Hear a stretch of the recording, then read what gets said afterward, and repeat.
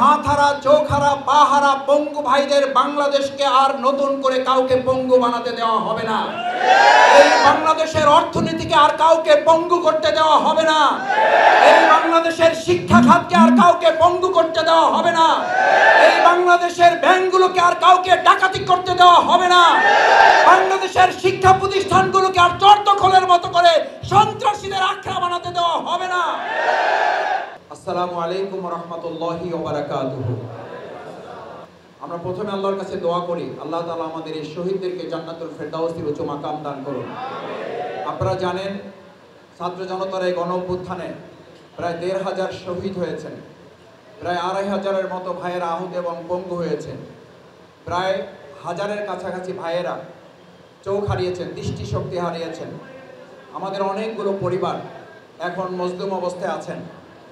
সম্মানিত ভাই এবং বন্ধুগণ, আমাদের যে সমস্ত শহীদ পরিবার, আহত এবং পঙ্গু পরিবার, যারা আজকে এই দেশ এবং নতুন স্বাধীনতা আমাদেরকে উপহার দিয়েছেন, আমরা প্রথমেই আল্লাহ তাআলার কাছে তৌফিক কামনা করি, আল্লাহ তাআলা আহত পঙ্গু আমাদের এই সমস্ত ভাইদেরকে সুস্থ অবস্থায় আমাদের কাছে যেন আল্লাহ তাআলা ফিরিয়ে দেন।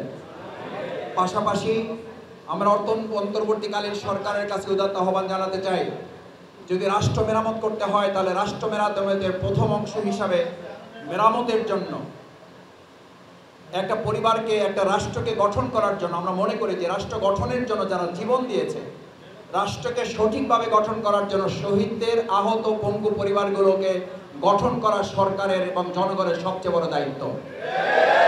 শহীদ পরিবার এবং আহত পঙ্গু পরিবারগুলোকে গঠন না করে, মেরামত না করে, তাদেরকে সঠিকভাবে দাঁড় না করে একটা রাষ্ট্রকে দাঁড় করানো যায় না। আমরা মনে করি ৭১ সাল যেমন আমাদের জন্য গৌরবের, ৭১ যেমন আমাদের জন্য অহংকারের, একই সাথে ২০২৪ সালের জুলাই এবং আগস্টের ৫ই আগস্ট আমাদের জন্য ঠিক একইভাবে সম্মান এবং মর্যাদা। সেই জন্য সরকার, আমরা আশা করি কম সময়ের মধ্যে আমাদের এই বীর মুক্তিযোদ্ধা শহীদদের তালিকা সম্পন্ন করবে। একই সাথে আহত এবং পঙ্গু যারা, তাদেরকে স্বাধীনতা যোদ্ধা হিসাবে তাদেরকে সম্মান এবং মর্যাদায় ভূষিত করবে। আমরা বাংলাদেশ জামাত ইসলামী শুধু একটা সংগঠন হিসাবে তাদের কাছে আজকে পাশে এসে দাঁড়াচ্ছি আমাদের নিজেদের আত্মতৃপ্তির জন্য। তাদের পাশে দাঁড়াবার সুযোগ পাওয়াটা আমাদের গর্বের। আমরা সেই জন্য তাদের আজকে কিছু আর্থিক অনুদান দিচ্ছি, এটাই একান্ত শেষ কথা নয়। আমরা আশা করব অন্তর্বর্তীকালীন সরকার দেশ মেরামতের অংশ হিসাবে আমাদের এই শহীদ পরিবারের প্রত্যেকটি পরিবারের কোনো সদস্যকে বাংলাদেশের কোনো একটি গুরুত্বপূর্ণ অংশে তাদেরকে আত্মকর্মসংস্থানের ব্যবস্থা করে দিয়ে পরিবারগুলোকে সম্মানজনকভাবে দাঁড়াবার ব্যবস্থা তারা করে দেবেন। দ্বিতীয় কথা হচ্ছে, সম্মানিত ভাই এবং বন্ধুগণ, আমাদের ভাইয়েরা চোখ হারিয়েছেন, তাদের কাছে জানতে চাওয়া হয়েছে আপনার চোখ হারিয়েছেন, আপনার অনুভূতি কি? তার বক্তব্য ছিল, আমরা চোখ হারিয়েছি, আমাদের চোখের জ্যোতি চলে গেছে।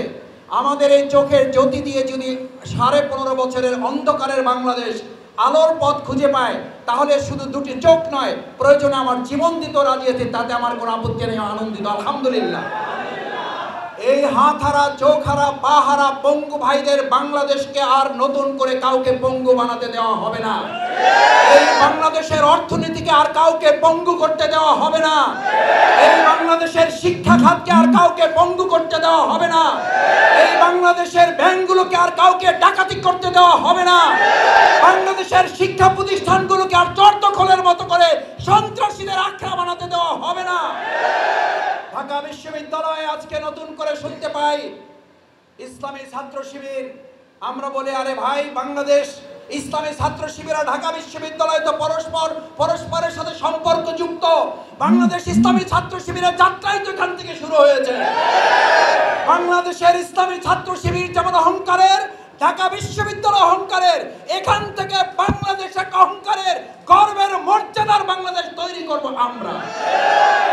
সুতরাং নতুন করে আর পরিবেশ অথবা অন্য কোনো নাম দিয়ে এই স্বাধীন এবং বাংলাদেশের নতুন যে স্বাধীনতার স্বপ্ন আমাদের সামনে তুলে দিয়েছে শহীদ পরিবারের সম্মানিত শহীদেরা, এটা নিয়ে আর কাউকে টালবাহানা করতে দেওয়া হবে না। আমরা এখনো লক্ষ্য করছি, শিক্ষা খাতের সংস্কারের নামে যাদেরকে সম্পৃক্ত করা হয়েছে আমরা ধন্যবাদ জানাই, কিন্তু একই সাথে আমরা বিস্ময় প্রকাশ করছি, বিগত 15.5 বছরের সরকার যেখানে আমাদের শিক্ষা ব্যবস্থাকে পরিপূর্ণভাবে ইসলাম বিদ্বেষী করে গড়ে তুলেছে, সেখানে শিক্ষা কমিটিতে দুইজন আলেম সম্পৃক্ত না করাটা এটা অত্যন্ত আশ্চর্যের ব্যাপার। আমরা অতি সত্বর দাবি জানাই 90% মুসলমানের এই দেশে অবশ্যই শিক্ষা কমিটিতে একজন কওমি এবং একজন আলিয়ার সম্মানিত ইসলামী চিন্তাবিদকে অবিলম্বে সম্পৃক্ত করতে হবে। আমরা দ্ব্যর্থহীন কণ্ঠে ঘোষণা করতে চাই, এই 92% মুসলমানের দেশে দেশপ্রেম এবং ইসলামের চেতনাকে উপেক্ষা করে ছাত্র জনতার উই ওয়ান্ট জাস্টিস এই স্লোগানকে আর উপেক্ষা করতে দেওয়া হবে না। উই ওয়ান্ট জাস্টিস এর একমাত্র থিওরি হচ্ছে ইসলামী অনুশাসনের ভিত্তিতে বাংলাদেশ পরিচালিত হবে।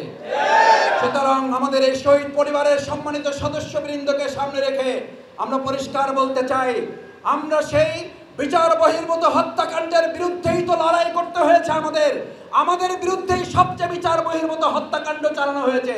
জামাতের মেধাবী নেতৃত্বকে খুন করা হয়েছে বিচার বহির্ভূত হত্যাকাণ্ডের মাধ্যমে। আজও আওয়ামী লীগ ছাত্রলীগের ঘাপটি মেরে থাকা কতিপয় সন্ত্রাসীরা বিশ্ববিদ্যালয়ে বিচার বহির্ভূত হত্যাকাণ্ড পরিচালনা করছে। ইতিমধ্যে সরকার গ্রেপ্তার করেছে অধিকাংশ তার ছাত্রলীগ এবং যুবলীগের কতিপয় লুকিয়ে থাকা সন্ত্রাসী।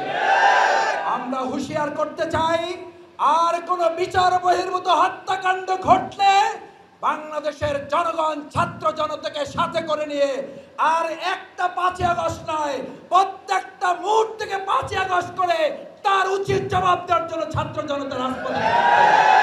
আসুন সম্মানিত ভাই এবং বন্ধুগণ, আজকের এই সুন্দর বাংলাদেশকে গড়ার জন্য আমাদের শহীদেরা যে জীবন বাজিয়ে রেখেছেন, আজকে এই যাত্রাবাড়ি অঞ্চল, এই শ্যামপুর অঞ্চল, কদমতলী অঞ্চল সবচেয়ে বেশি গুলি চালানো হয়েছে এখানে। আজকে আপনাদের কাছে জানতে চাই, আপনারা সেদিন গুলির মুখে দাঁড়িয়েছেন, আবার যদি দেশের জন্য, আবার যদি ইসলামের জন্য, আবার যদি শহীদ পরিবারে রেখে যাওয়া স্বপ্নের জন্য গুলির মুখে দাঁড়াতে হয়, আমরা কি রাজি থাকবো সবাই? এই শহীদ পরিবারকে সামনে রেখে, এই শহীদ পরিবারের প্রতিটি সদস্যবৃন্দকে সামনে রেখে আমরা অঙ্গীকার করে যাচ্ছি, আপনারা একা নন, আপনাদের সাথে শুধু বাংলাদেশ নয়, গোটা পৃথিবীর ইসলাম এবং দেশপ্রেমিকরা আপনাদের সাথে আছে। সেই প্রত্যাশা ব্যক্ত করে সবাইকে ধন্যবাদ জানিয়ে আমি আমার কথা শেষ করছি। আসসালামু আলাইকুম ওয়া রাহমাতুল্লাহি ওয়া বারাকাতুহু।